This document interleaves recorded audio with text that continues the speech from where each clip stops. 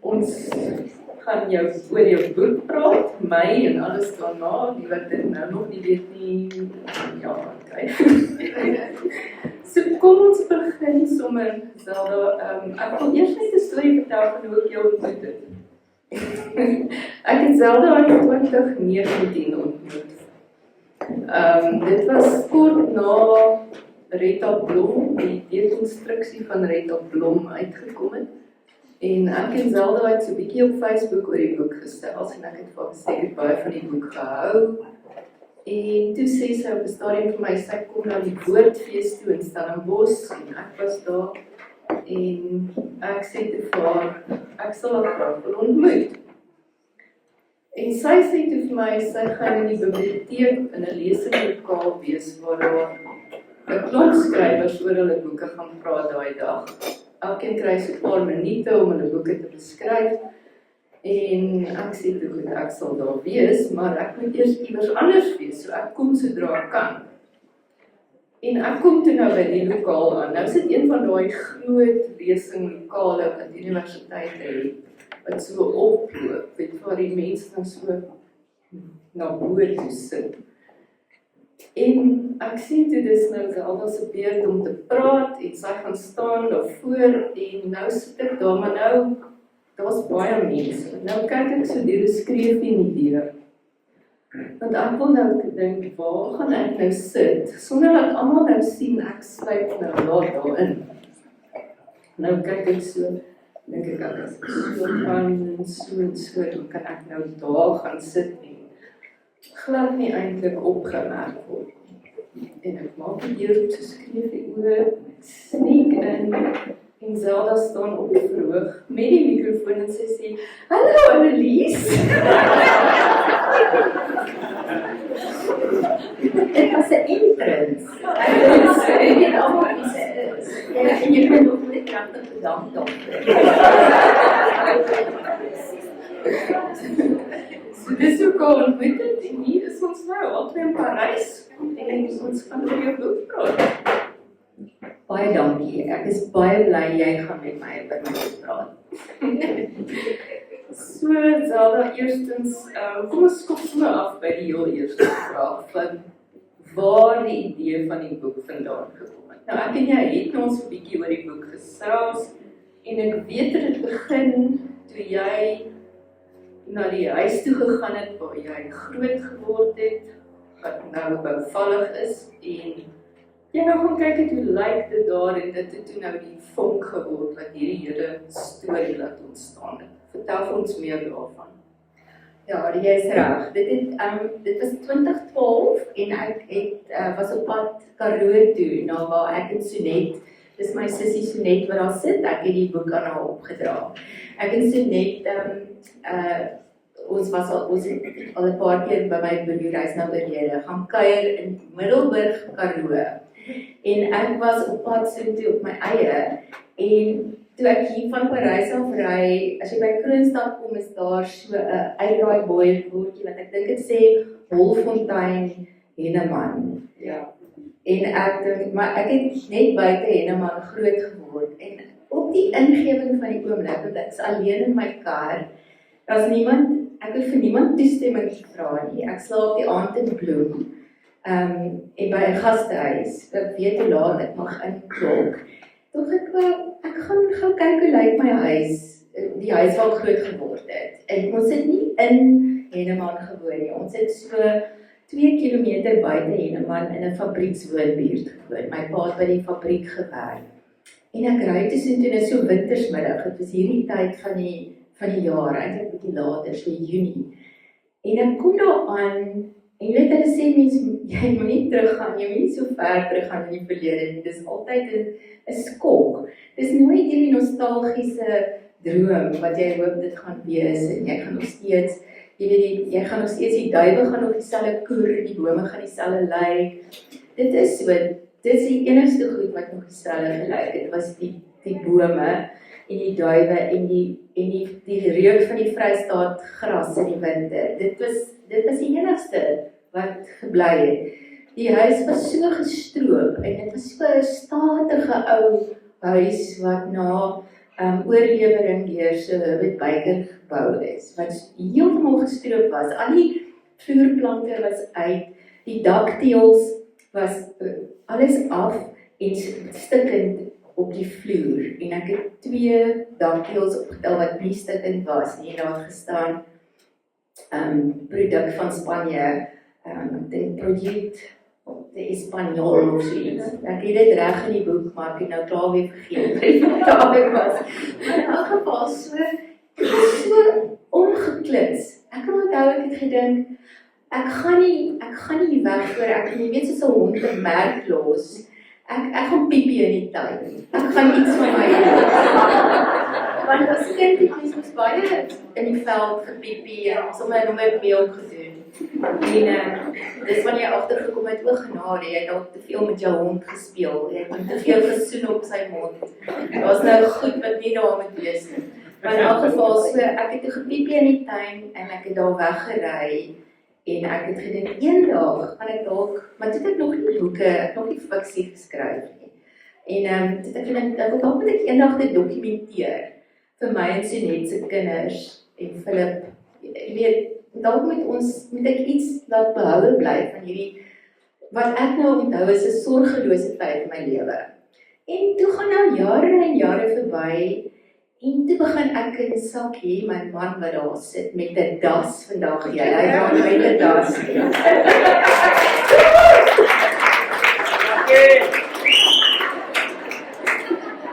Toe begin ek in Sakkie oud word en ons begin goeders wat met ons gebeur het, begin ons anders onthou. Ek onthou dit anders as hy. En ek dink, ek kan nie meer mooi onthou nie. En hy dink dieselfde van my.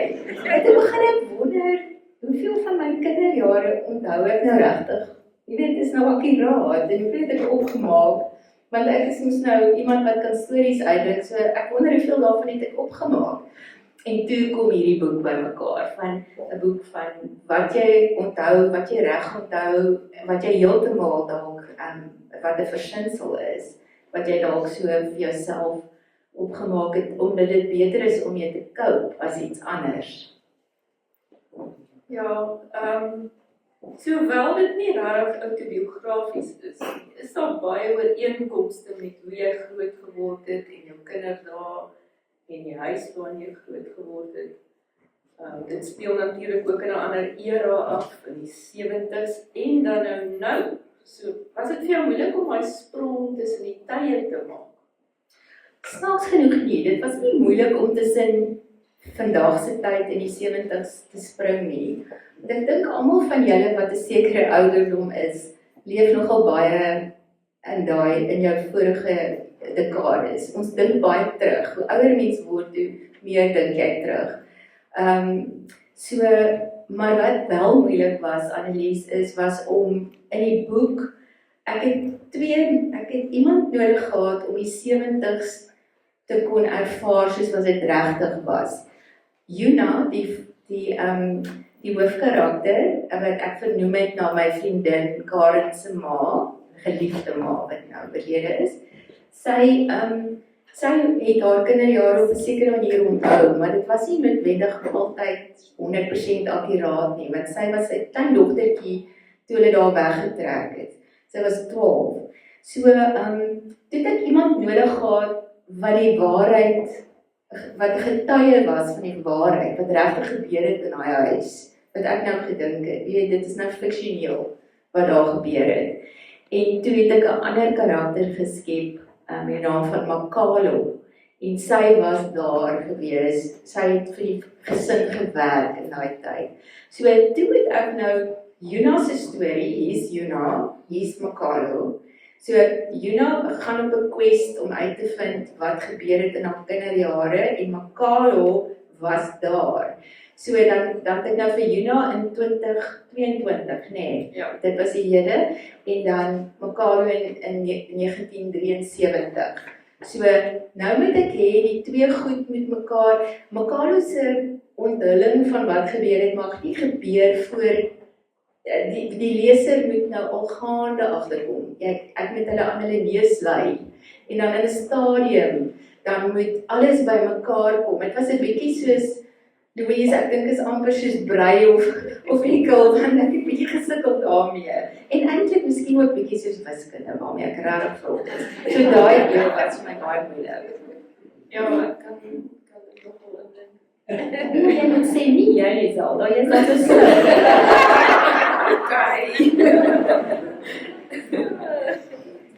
Jy praat baie oor serendipity in die boek.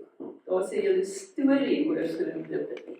Nou ek wil nie daaroor praat, ek wil hê jy moet ons vertel. Ja, okay, die woord serendipity, julle ken dit almal. En dit beteken, soos julle weet, dit beteken 'n wonderlike ding wat met jou gebeur terwyl wat jy nie beplan het nie, jy was dalk op soek na 'n ander oplossing en dan kom hierdie ding asof die heelal vir jou glimlag en sê hier's vir jou persentjie, dis serendipity. So die storie van The Three Princes of Serendip, dis waar dit vandaan kom. Persië, Iran was mos altyd Persië gewees, baie slim, kompetent mense. En hulle het hierdie wonderlike feeverhaal van die drie prinse van Serendip. En die prinse se pa, hulle was vreeslik ryk en well educated, hierdie drie seuns. Maar hulle pa wou gehad het hulle moet streetwise ook wees. Hulle moet straatberaad wees. Toe stuur hy hulle op so 'n wêreldreis. En hulle moet vir hulle self sorg en hulle moet dinge oorkom wat hulle kom toe nou baie dinge oor. En hulle leer verskriklike wyshede wat hulle nooit in die skool of in hulle private opvoeding kon leer nie. So dis waar serendip vandaan kom. Dis terwyl jy soek vir iets, kom daar iets anders na jou toe wat jou verryk. Miskien is dit iets wat jou siel verryk, maar dit kan ook iets wees wat jou finansiëel seker verryk. En terwyl ek die storie geskryf het, het daar soveel serendipitous goed gebeur met my, dat ek geweet het, die heelal glimlag vir my en sê, ja, okay, jy doen die regte ding. Dit is dalk 'n bietjie moeilik, but you can do this. Soos byvoorbeeld, ek het laas jaar die boek gaan skryf, daar in die berg naby McGregor. So ek was vir baie weke alleen in die berg met Walter, ons hond. En toe ek nou aan Makalo se deel van die storie begin werk, toe dink ek, jene, ek wens ek het iemand geken, wat in die 70s, in die apartheidsjare, 'n verpleegster of 'n verpleegster was, of 'n suster, 'n verpleegsuster. En ek wonder hoe dit gewerk, en ek kon nie regtig iets op die internet kry nie. Ek dink daar was nie vreeslik baie gedokumenteer nie, en ek het toe later agtergekom hoekom. Maar daar kom toe 2 vriendinne vir my kuier in die berg, hulle kom net eet by my die dag. Ek moet 'n uur en 'n half afry McGregor toe, hulle gaan haal, deur 2 hekke kom, en dan 'n uur en 'n half weer terugvat na die ete. So dis 'n hengse storie om hulle daar te kry, maar dit was so 'n wonderlike verrykende ervaring, en hulle vra vir my, waar skryf jy? En ek verduidelik vir hulle my synopsis van die boek, en die een sê, maar weet jy met wie moet jy praat? Jy moet met Dr. Lillian Chingo praat. Sy het saam met my op die Pelopeppa trein gewerk. Sy was 'n verpleegsuster daar. Maar jy moet gaan met haar praat, want sy is nou al 85. En hier kom ek by hierdie ongelooflike vrou uit, wat vir my alles gegee het wat ek nodig gehad het en nog meer. So dit is seker die grootste serendipitous ding wat gebeur het. Ja. Omdat ek nou gereeld met jou praat, het ek ook nou besef ek, as ek so terugkyk, ook van serendipitous oomblikke, want ek sê vir koffie ontmoet, en skielik sê jy begin praat het oor dakdeels en die huis in die Vrystaat, en nou weet ek, dit was daai dag het jy daaraan geskryf. Ja, dit is so. En dan ander wat hier gebeur, en dan as ek nou daaraan dink, dan weet ek, ja, okay, dis die dag wat jy daar. Dis presies hoe dit gewerk het. Ek het besluit ek gaan die boek so half organies laat groei. So wat ek gedoen het, is goed wat met my gebeur het. Soos my vriende soos name van vriende en vriende se familie wat ek gebruik het. dis goeders wat in my onderbewussyn rondswem en dan vat ek dit en dan werk dit somehow. Dit was presies die regte naam, was Juna, want ons is gepla met my is in die titel, June volg op my. So ek het gedink, ja, dit werk, dis cool. Al is dit net ek wat so dink. Ek is baie belangrik. En ek het soos 'n maatjie van my, Marie Ferreira. Sy was my maatjie toe een van my maatjies toe ons daar gebly het. So ek het haar van geleer. Sy weet dit nog nie eers nie. So en Dave, die broer, Dave Henderson, ons buurman toe ons in Kreersdorp gebly het. Hy verjaar vandag. So baie weer. Hy was in Australië, hy is nog steeds Australië. Hy woon nou actually in Australië, maar toe ons intrek die dag, toe kom hy na my toe, toe sê hy, ek dog hy gaan vir my skanings bring of iets, jy weet, dis mos wat bure doen, as jy intrek. Toe sê hy net vir my, hier's 'n tip, ek het jou dit ook vertel, daai morning glory wat daar groei, langs op die heining. As jy die blaartjies kou, is dit suiwer LSD.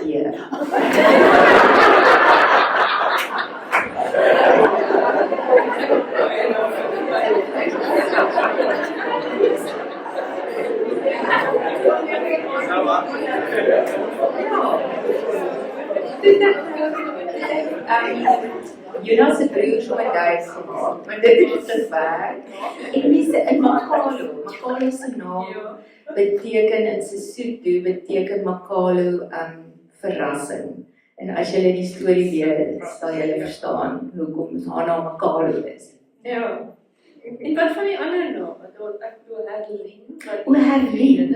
Herlien Sonet het ek na Tannie Herlien vernoem. Ons het haar altyd Tannie Lien genoem. Haar naam is Herculina, nee.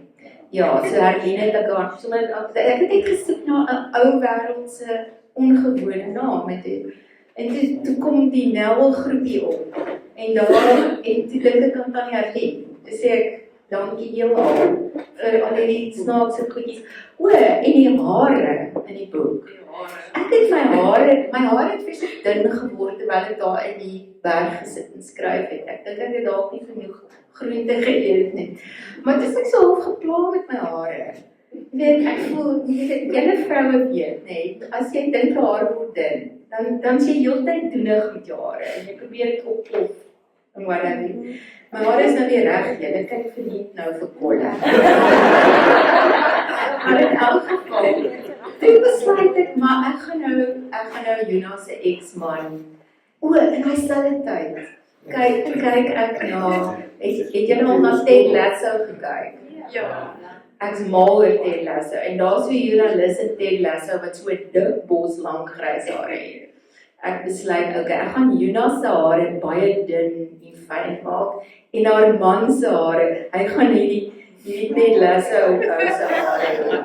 En hy is so gepla met sy hare, hy kam sy hare die hele tyd, check homself uit in die spieël en so.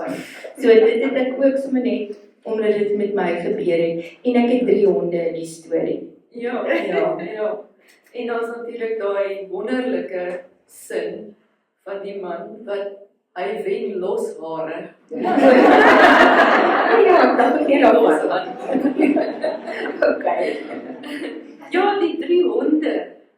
Ja. Ek weet Skapie is een van hulle so bietjie. Ja. Vertel ons van die 3 honde. Ja, Skapie is een. Mag ek oor Skaap, gaan jy huil? Ja, ek sal nie. Okay, Skapie is haar hond wat laat verlede jaar, vroeg hierdie jaar dood is. So ek het een van die honde so bietjie na hom laat lyk, na haar laat lyk. Ja.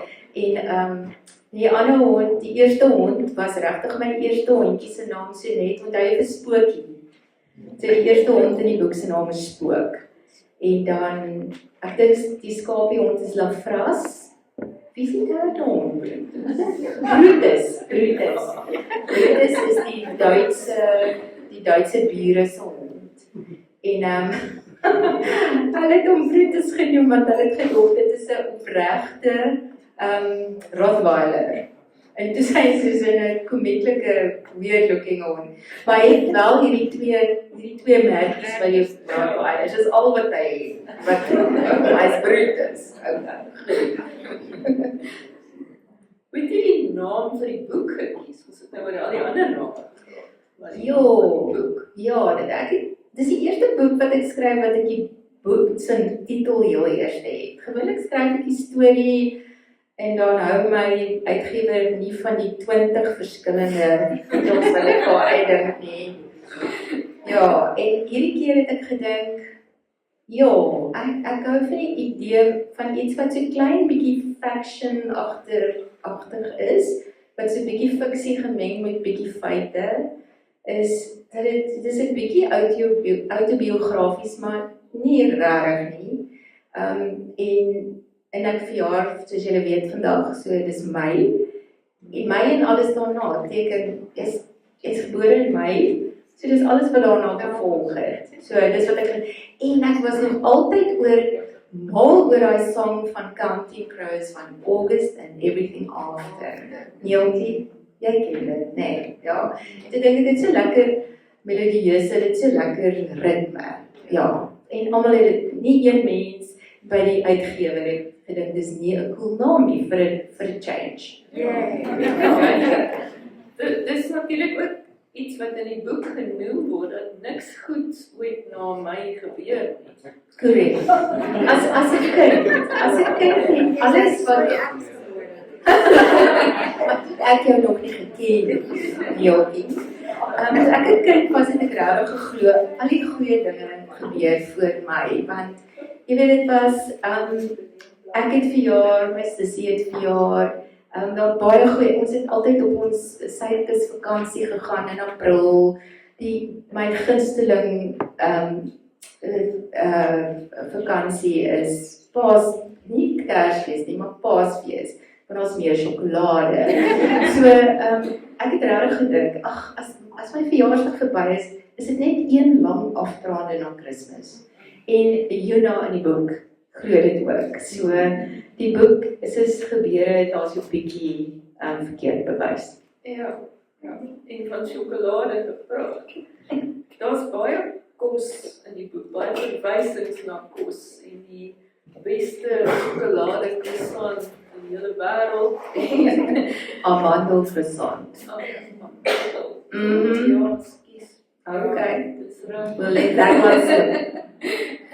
En baie ander goed ook, want natuurlik Jonas se ex-man, Narcius, wat klink soos Narcius, is 'n chef. 'n nare man. Ja, hy is baie snobbies, so chef ook. So daar's baie verwysings na die kos wat hy maak en hoe dit alles perfek reg moet wees. Jy praat van bologna. En ek lees die boek en skielik smag ek na bologna broodjies en ja, ek weet waar daarin is. So dat ek Pick n Pay toe loop en vir my bologna gaan koop en brood, wit brood, want dit moet government loaf, wit brood wees met Ja. En ek sê dit vir Zelda, en sy besef nie ek is al klaar weg nie, en toe bring sy ook vir my bologna. Ek is baie lief vir bologna op wit brood met dik botter. Ek herken dit hier, my naam is Zelda besluit. Ek sal met jou bologna. Ek weet my man is nou baie bang, ek vertel 'n grappie met 'n baie lelike woord. Hy sal nie. Moeder? Ja! Ek weet daar nie. Fico, trek vir jou woorde. Okay. Ek was my hele lewe lank in die reklamewese en ek het die een dag 'n radioflits geskryf wat Frank Opperman vir my moes lees. En dit was vir Enterprise Bologna. En die hele ding het gegaan oor heilsaamheid. Ironies genoeg. En dit heilsaam, dit is as jy nou jou kind hierdie samies maak met die Enterprise Bologna. Jong, en hy lees dit en die kliënt sit, jy weet, hulle is later by Take 32 of iets en die kliënt is nie happy met hoe hy dit lees nie, maar toe hy uiteindelik gelukkig is, toe stap hy uit en julle ken mos vir ou Boet. Dis altyd sy skouertjies op en hy sê, ja, hoe is dit? Is jy nou tevrede? En hulle sê ja, en hy sê, jo, en ek is so verbaas oor al hierdie heilsaamheid, sê hy. Hy sê, ek het gedog hulle maak die goed van long, tong, poepel en poes.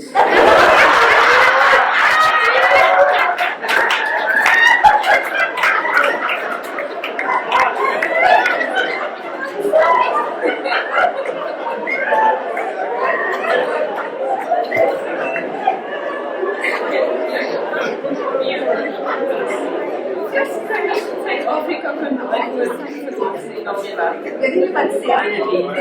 Sy sê, jy weet nie veel skrywers in Suid-Afrika kan die woord op die verhoog sê en daarmee wegkom. Maar ons weet nog nie of ons wegkom daarmee nie, want ek sê byvoorbeeld dat A.J. Opperman baie geskok lyk en oor-president. Goed, daar is die mense van die pers.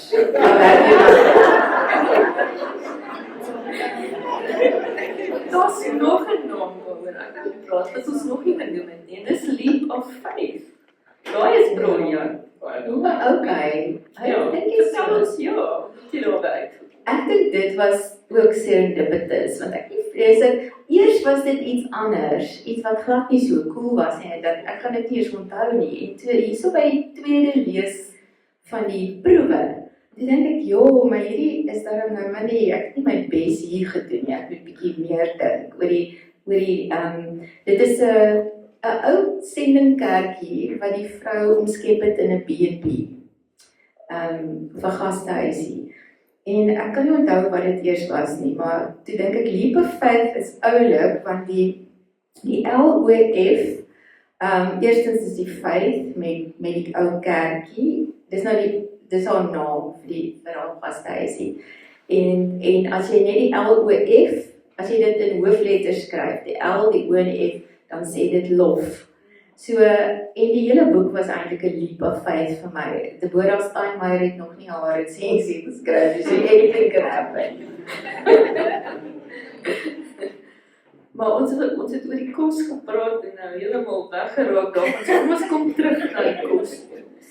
Nauseous, maar ek kan hom nou nie iets anders noem. Nauseous het 'n suurdeegplantjie, Elspeth, wat oral moes saamgaan met my laat dink het aan my eie suurdeegplantjie wat jy 'n naam voorgegee het. Sy is Doris. Ek het Doris amper laat dood van hierdie deegplantjie. Doris is okay. Jippie. Wat my opgeval het is, jy praat van daai witmeelkoekies wat ons in die 70's gehad het. Dit was 'n Marie biscuit en dan hulle roomys-horingkies so opgesit en 2 wafer biscuits so vir die witmeel. Nou sien ek in die boek Zelda sê hulle het peanuts en rosyntjies binne in daai witmeelkoekie gekry. Ons het Smarties en jellytoons. Okay, dis baie maklik om te verduidelik. Julle mense wie se maas peanuts en rosyne ingesit het. Is omdat julle maas gesondheidsbewus was, soos my ma. En miskien ook nie heeltemal so ryk soos die viljoens nie. Wat nou die Smarties en wat se ander goedertjies ingekry het nie. Maar my ma sou definitief nie Smarties en net. Sy sou nie so goed ingesit het nie, nooit nie. Dit laat my bietjie dink aan die ma in die boek wat gedink het appels is treats vir sy. Ons ma het gedink appels is treats. As jy gesê het jy is honger, en onthou jy hoe honger die mens geword as jy gejol het as jy 'n kind was. Dis heeltyd honger, of was dit net ek? Dan kom jy so in jou knieë so groen van die gras en al dan ek is so honger, dan sê sy daar's appels in die bak. Dit is altyd daar's appels in die bak. Dis die peanuts. Nie eers nie. Dis vir verjaarsdag. Okay, ja, alright. Wel, dis nou jou verjaarsdag en jy Ek gaan so peanuts en rosyntjies eet vandag. En dis presies wat Juna in die boek ook doen. Nou dat sy nou nie meer by nasies is nie. Eet sy anders, dis asof sy eet wat sy wil hê vir 'n verandering. Vertel ons 'n bietjie meer daarvan. Ja, Narcius, sy het nou ironies genoeg met 'n chef getrou en die ou is vreeslik snobisties oor, jy weet, al die handelsmerke wat hy gebruik en hy gebruik net ongesoute botter en sulke dinge. En sy is eintlik 'n polony en witbrood meisie. Sy smag na sulke goed en sy is vreeslik lief vir soet goed. So, dis glad nie autobiografies nie, moet ek net weer hier sê. So, dan gaan sy nou maak, want sy is, Want dis Juno. dis Juno, wat is Juno ook so? Is dit? Maar dis wonderlik, nog serendipity. Ja, dis my antwoord en dan sê ek dood, ja. Okay, ja. Maar daar was ook 'n toneel in die boek waar sy beet eet. Nadat sy Narcius se kruie wat 'n bietjie dood gegaan het, uitgetrek het en eerder beet geplant het en so 'n hele ete van 'n beet slaai gemaak het. Ja, want sy het gedink, sy is nou klaar met hierdie trieserige ou kruitjies wat hy altyd geplant het. Sy gaan nou seker stoere, bolle, beetknolle, wat ek seker sê, beetplant. Want dit is so 'n bloeddorstige tipe groente. En sy het haar mag geneem met daai beetknolle. Toe maak sy dit in die oond. En ek weet nie of julle al beet in die oond gemaak het. Dit begin mos so sweet amper. En dan kom maar soos bloed uit. Ja. Dit vir haar groot lekker kry gegee. Ja. En al wat oorleef het van Narcius se kruie was die roosmaryn, wat Zelda in die boek van sê, roosmaryn is die Parktown Prawns van die kruie wêreld. Ek kon nog nie 'n roosmaryn doodmaak nie. Kan julle? Jy sê. Okay. Op 'n stadium sê jy in die boek, mens kies jou onthou, maar die vergeet is dalk onwillekeurig. Ja, ek dink regtig ons kies wat ons wil onthou. Want ons weet wat's goed vir ons. Ons weet waarmee ons kan cope en waarmee ons nie kan cope nie. En dan, ek kyk selfs na ons dogter wat nog jonk is, Mia is 25 en daar's seker goed wat sy glad nie onthou nie. As ek daaroor praat en sê sy kan dit glad nie onthou nie, dan is dit 9 uit 10 keer iets baie slegs wat met haar gebeur het, op hoërskool of iets. Dan sê sy het geen recollection daarvan nie. Ek dankie mamma dat jy dit nou vir my sê. Want sy het dit vergeet. En ek dink ons doen dit vir ons eie oorlewing maar ons vergeet goeders onwillekeurig wat nie goed is vir ons nie. Ons vergeet dit nie as pres nie, ons vergeet dit per ongeluk, want dit werk nie vir ons nie, dan laat ons dit gaan. As ons gelukkig is, werk dit so. Okay, ja. En die kies die onthou deel? Ja, die kies die onthou. Ek dink 'n mens maak soms 'n wilsbesluit oor jy besluit om gelukkig te wees. Let's face it, ons kan almal as ons net konsentreer op die negatiewe goed in ons lewens, kan ons onsself in hier's nou nog 'n lieflike woord, wat ek Vrydag was ek by 'n skool, 'n vreeslike fancy skool in Kaapstad, waar die kinders enigiets mag doen. En hulle moes hulle gunsteling Afrikaanse woorde bymekaar gemaak. Dit is 'n meestal Engelse internasionale skool. En toe sê die een haar gunsteling woord is gemoedsbekakking. En niemand het almal is en toe kan ek dit ook sê. So dit is, my gemoedsbekakking is 'n baie cool woord. En wat ek wil sê is, ons sal die hele tyd gemoedsbekakking hê as ons konsentreer op die oorlog in Iran en die dieselprys en wat weer verkeerd geloop het vanoggend en waar jou rug vanoggend pyn. Maar gelukkig, ons kies, ek staan op gewoonlik, kry ek reg, ek kies om aan die ander goed te dink, anders kom jy nie deur die dag nie, nee. Ja. So om dan van die ander goed te praat, daar's 'n formule oor die ander goed. Jy noem in die boek 'n formule oor hoe lank dit mense gemiddeld vat om oor 'n verhouding wat eindig te kom, of oor enige hartbreek tipe van dit. O God, ek kan nou nie die formule onthou nie, want dit is syfers. Ja, Kan dis nie mooi syfers. syfers onthou. Ek kan nog nie Is dit 3 maande vir elke Ja, 3 maande vir elke jaar? Ja, dis 3 maande vir elke jaar wat jy saam met iemand vat. Vat dit, sê nou maar jy was 10 jaar saam met iemand. Hou die math, ek kan nou nie. 10 jaar, 12 maande. Dit is nou 20 maande. Julle weet nou, dis impressive. Dan vat dit jou 3 maande vir elke een van daai 10 jaar. Moet jy 3 maande vat, dit aan mekaar las, en dis min of meer hoe dit jou lank het jou gaan vat om oor die verhouding te kom. En dit is baie soos die UIF se berekening vir wat jy gaan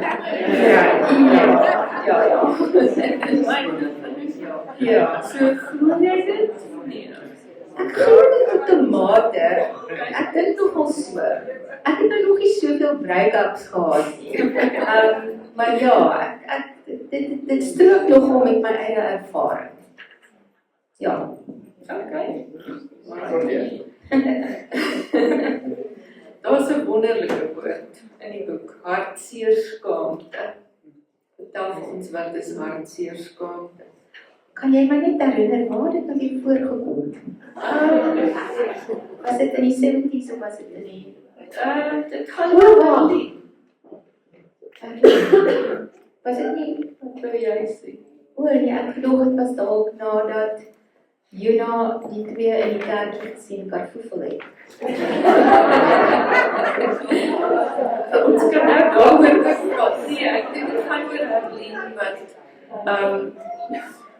begin. Kyk, Harleen is, ek wil nou nie iets Ja, sy is anders. Sy is anders as wat Juna haar onthou. En op 'n stadium praat hulle daaroor van hoe sy besig is om te verander en dat sy dalk skaam is daaroor en dis hartseerskaamte. En daar was oor Stevie ook hartseerskaamte. Ek kan nog nie die hartseerskaam. Ek onthou net sy toe sy nou hierdie tweeetjies, toe Juna hierdie tweeetjies betrap, het sy hartseerskaam gevoel oor dis wat ek dink, maar ek mag verkeerd wees. Want sy het so 'n bietjie iets vir die ou gehad. En sy is heel wat ouer as hy. En ek voel sy 'n bietjie pateties. Ek dink, you know what were you thinking? Ja. So, dis wat ek kan onthou. Skus, ek het nie my eie boek. Ek het al lank geskryf. Nee, ek dink dit is meer as een keer aan hom. O, okay.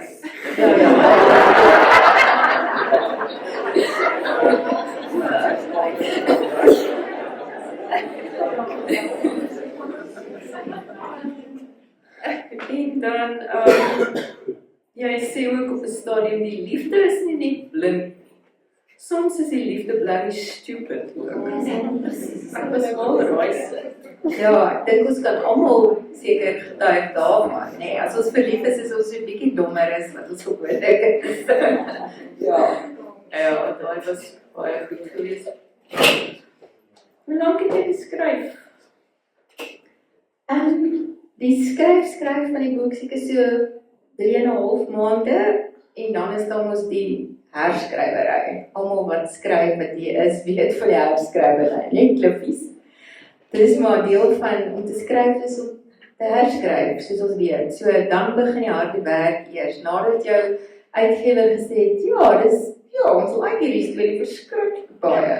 Dan net 'n week later dan kom jy agter, maar sy like nie regtig alles van die storie nie en dan moet jy dit verander en dat verander.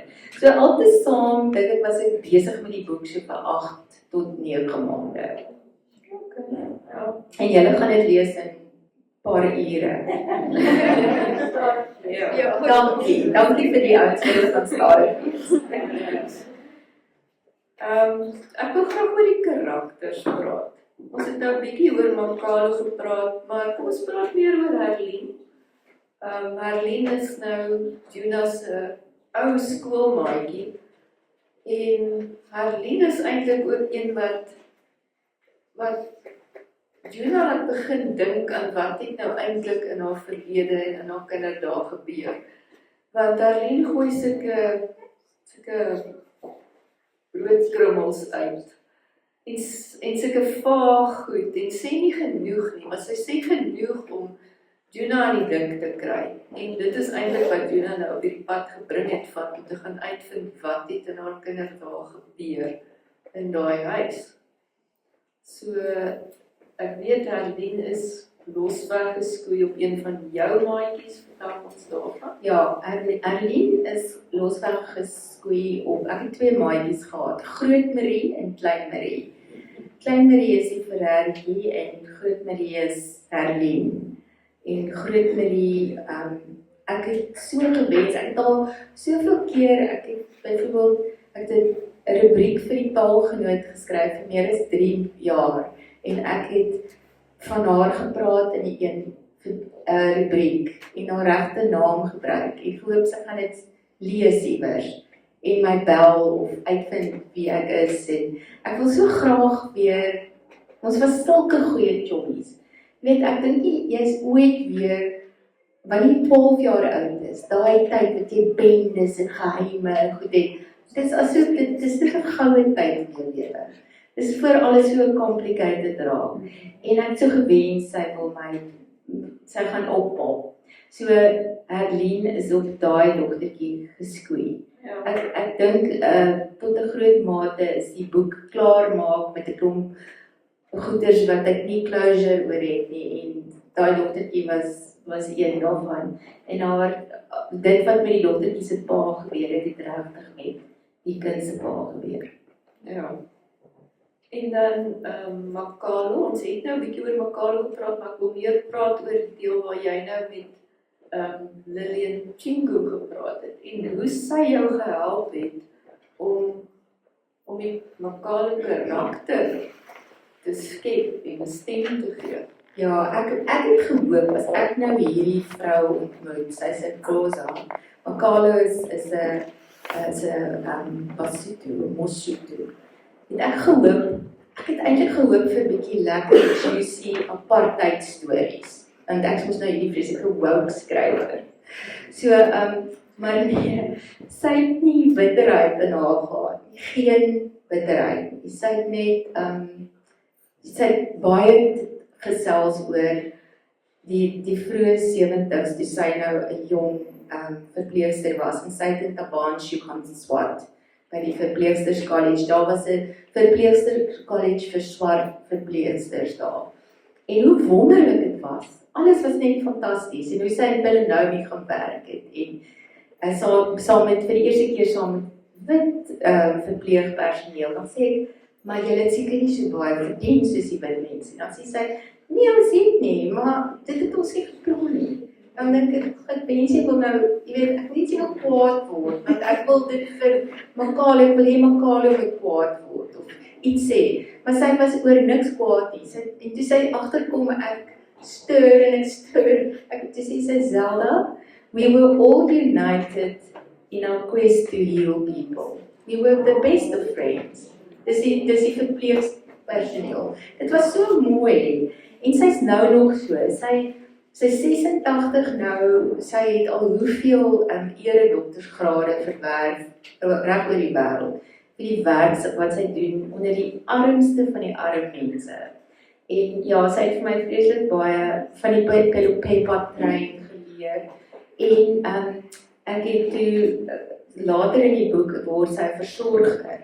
En ek het by my vriendin Lisa Cullinan se dogter, Amber Hannah Cullinan, het vir my, wat ook sy's nou 'n versorger op die oomblik in Engeland, so sy het vir my gesê hoe dit werk as jy versorger is, hoe werk jou skofte en wat van jou verwag word en so aan. So tussen Hannah, Amber en Lillian Chingu het ek toe Makalo se lewensverhaal kon.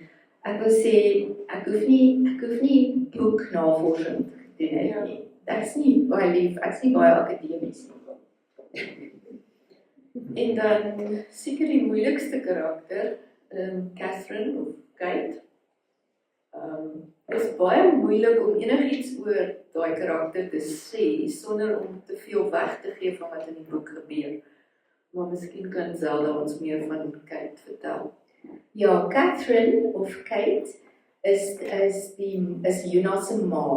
En Catherine is 'n baie gekompliseerde mens wat gelei het aan iets wat nie in die 70s eintlik erken is as 'n siekte of as 'n sielkundige afwyking nie, maar wat vandag definitief gediagnoseer sou geword het.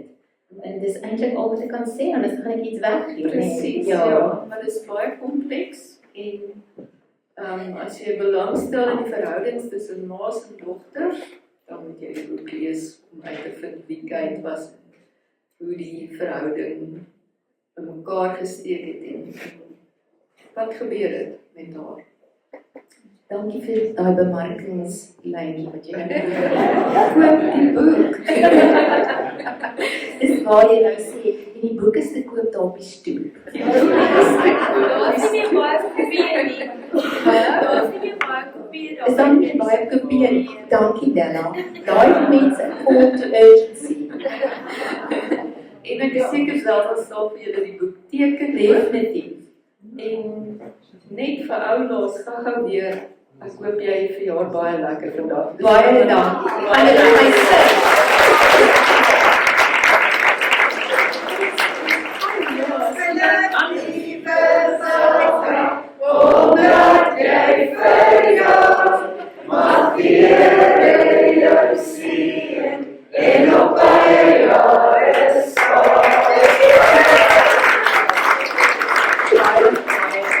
Moet jy so mooi gesing het, kry jy 'n verjaarsdagkoek. So moet nie te vinnig waai nie. Dit is ons nou klaar.